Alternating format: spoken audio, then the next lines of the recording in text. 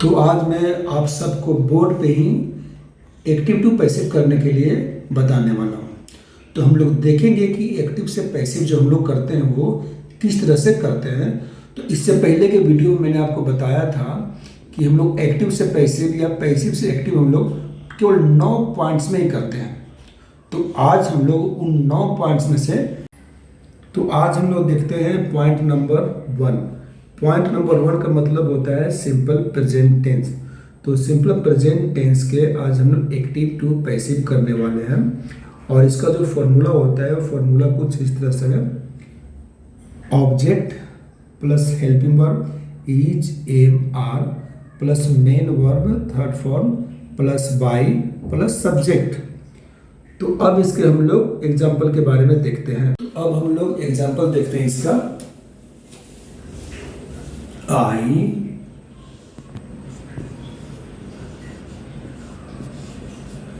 Teach them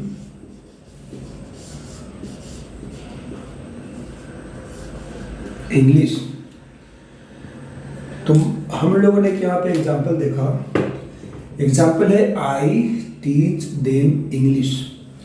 अब हमें यह देखना है कि हमें इसे इस फॉर्मूले पे लेकर के आना है ऑब्जेक्ट।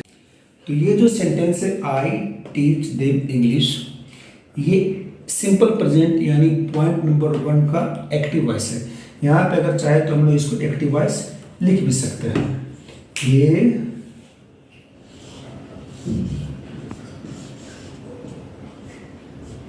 एक्टिव, ये एक्टिव का हो गया सेंटेंस। तो अब इसे हमें पैसिव में चेंज करना है।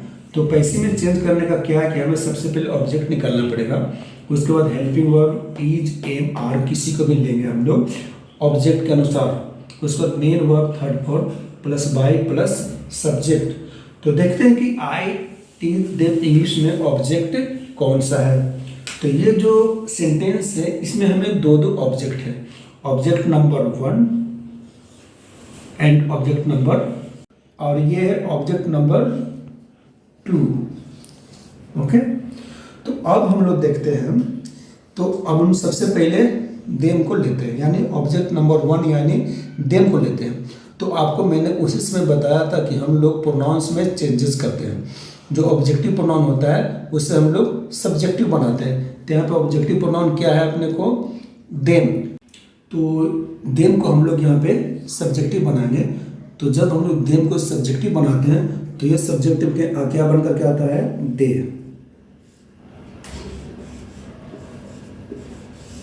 हो गया। अब हमें क्या करना है कि हमें ये यहाँ ये ऑब्जेक्ट ये मिल गया। एक्टिव का ऑब्जेक्ट हमें ये देम था, तो इसे हम लोगों ने दे किया। तो हम लोग क्या करेंगे, यहाँ से हम लोग क्या लेंगे, हेल्पिंग वर्ब। अब क्या इज एम आर, इनमें से हमें क्या लेना है, देखना है। तो दे क्या होता है, प्लूरल होता है। तो हम लोग यहाँ पे हेल्पिंग वर्ब आर लेंगे। तो दे आर। अब ये हो गया। अब हमें क्या लेना है, मेन वर्ब का थर्ड फॉर्म। तो मेन वर्ब अपने को क्या है, टीच। तो टीच का थर्ड फॉर्म क्या होता है, टॉट।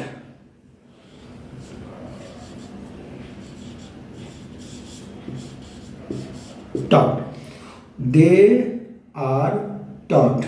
अब हमें क्या करना है कि यहाँ पे तो दिया हुआ है अपने को बाई, लेकिन जो सेकंड जो ऑब्जेक्ट है हम उसे यहीं पे लिख के रखेंगे।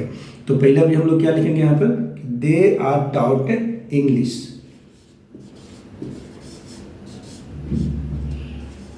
इंग्लिश। अब हमें क्या लेना है, बाई। बाई। अब हमें क्या लेना है, सब्जेक्ट। तो सब्जेक्ट यहाँ पे क्या है, आई। तो ये सब्जेक्ट यहाँ पे आई है। तो जब हम लोग आई को ऑब्जेक्टिव बनाएंगे तो क्या बन करके आ जाएगा, मी। तो ये आई टीच देम इंग्लिश का जो फर्स्ट, इससे हम लोग नंबर 1 भी डाल सकते हैं। नंबर 1 पैसिव ये बन करके जो आएगा वो क्या होगा, they are taught English by me. तो अब इसे हम लोग देखते हैं ऑब्जेक्ट नंबर 2 से कि ऑब्जेक्ट नंबर 2 से पैसिव किस तरह से होगा।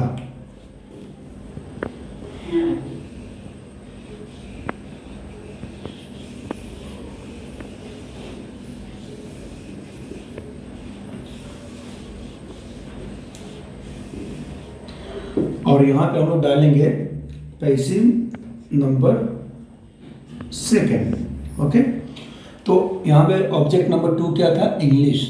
तो हम लोग यहाँ पे क्या लेंगे? इंग्लिश। अब यहाँ पे हम लोग लेते हैं ऑब्जेक्ट नंबर सेकेंड यानी कि इंग्लिश।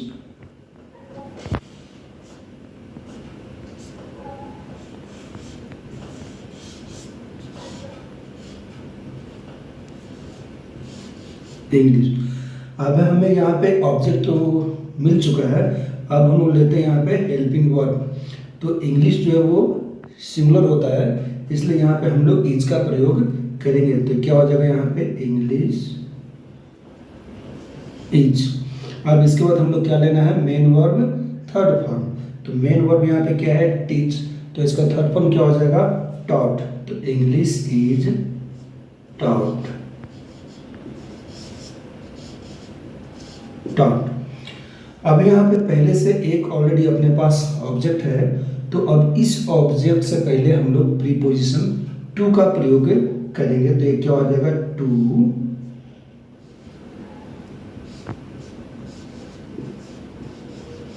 To them. अब फिर हम लोग वापस आते हैं फॉर्मूला पे। तो फॉर्मूला मेन और थर्ड फॉर्म वाले के बाद हम लोग कंटिन्यू करेंगे। तो यहाँ पे क्या है? ये बाय। तो ये फिर इसके बाद हम लोग क्या लगाएंगे? बाय। अब हमें क्या लेना है? सब्जेक्ट। यहाँ पे सब्जेक्ट क्या है? आई। अब इसका हम लोग ऑब्जेक्टिव इस्तेमाल करेंगे। तो क्या हो जाएगा? आई का ऑब्जेक्टिव क्या हो जाता है? मी। तो ये क्या हो जाएगा? मी। तो सेंटेंस इस तरह से बन करके आया पैसिव का। इसका पैसिव कुछ इस तरह से बन करके आया, English is taught to them by me. तो अभी हम लोगों ने देखा कि कभी कभी क्या होता है कि पैसिव वॉइस में दो दो सेंटेंसेस हो जाते हैं। एक एक्टिव वॉइस का यानी कि दो सेंटेंस हो जाते हैं। वो कब होते हैं? जब एक्टिव वॉइस में हमें दो दो ऑब्जेक्ट्स होते हैं तो उसका दो दो सेंटेंस हो जाता है। और वहाँ पर ऐसा होता है किसी सेंटेंस में सहायक क्रिया आर का प्रयोग होता है, तो किसी सेंटेंस में सहायक क्रिया इज का प्रयोग होता है। तो कभी कभी ऐसा भी होगा कि कभी कभी किसी सेंटेंस में सहायक क्रिया एम का भी प्रयोग हो सकता है। यानी कि एक्टिव वॉइस में जब दो ऑब्जेक्ट्स होते हैं तो हमें सहायक क्रिया भी दो रखने पड़ते हैं। तो अब हम लोग लेते हैं एक और एग्जाम्पल। तो यहाँ पे एग्जाम्पल लिखते हैं,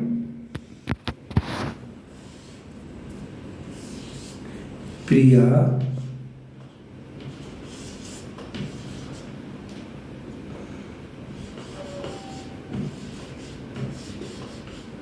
मेक्स टी। ये हो गया एक्टिव, प्रिया मेक्स टी। अब इसका हम लोग पैसिव करते हैं।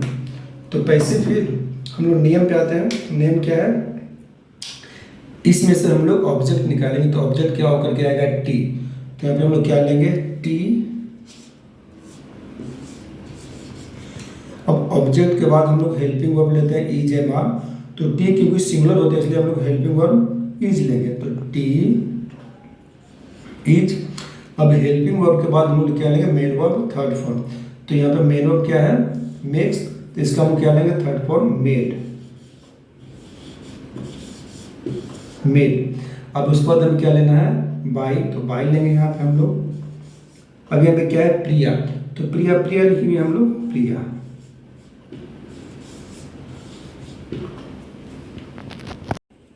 अब हम लोग एक दूसरा और एग्जांपल देखते हैं।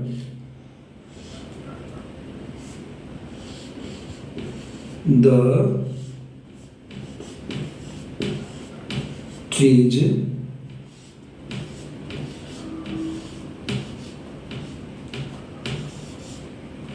provide us fruits.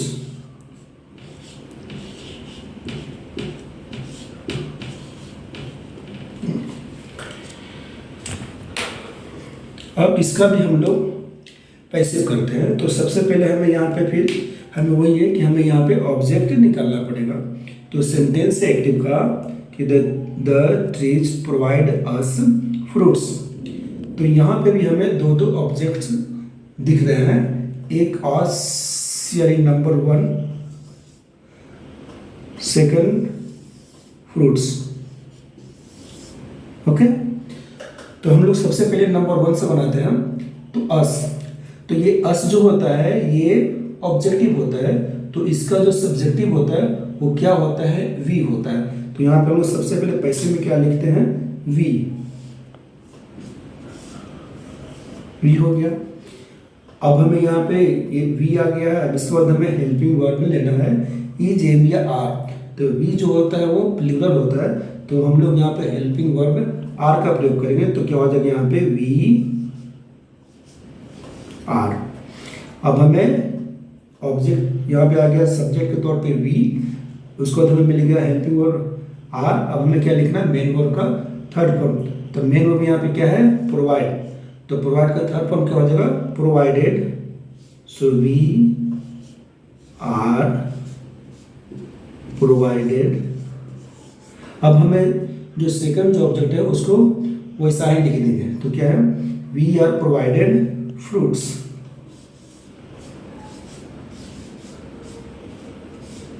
फ्रूट्स।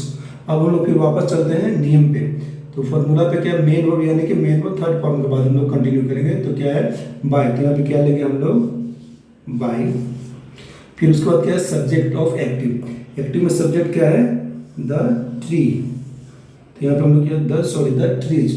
यहाँ पे हम लोग क्या लिखेंगे, द ट्रीज। तो ये पहले ऑब्जेक्ट से हम लोग ने पैसिव किया। अब हम लोग सेकंड ऑब्जेक्ट से पैसिव करते हैं। अब हम लोग ऑब्जेक्ट नंबर सेकंड से लेते हैं। तो सेकंड ऑब्जेक्ट क्या है अपने पास, फ्रूट्स। तो हम लोग लेते हैं फिर क्या, फ्रूट्स।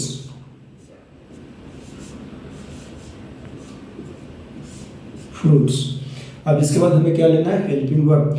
तो फ्रूट्स भी है यहाँ पे प्लूरल है, तो हेल्पिंग वर्ब भी हम लोग यहाँ पे क्या लेंगे, प्लूरल यानी कि आर। तो क्या हो जाएगा, फ्रूट्स आर। उसके बाद हमें क्या करेंगे, मेन वर्ब थर्ड फॉर्म क्या हो जाएगा, प्रोवाइडेड।